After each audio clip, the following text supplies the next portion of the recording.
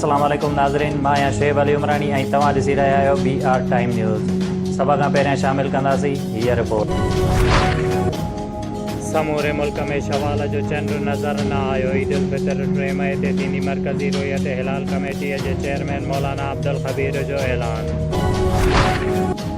मस्जिद नबवीअ में पेश आयल वाक़िए ते तहरीक इंसाफ़ जे चेयरमैन इमरान ख़ान, शेख रशीद, फवाद चौधरी, शहबाज गिल, कासिम सूरी समेत 150 माण्हुनि ख़िलाफ़ FIR दाख़िल। चेयरमैन PTI समेत मुख़्तलिफ़ सियासी रहनुमाउनि जी मज़म्मत।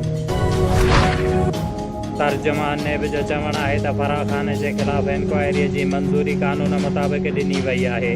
फराह ख़ान जो मुड़ुसु 1997 खां 1999 ताईं चेयरमैन काउंसिल ज़िला गुजरांवाला हुयो।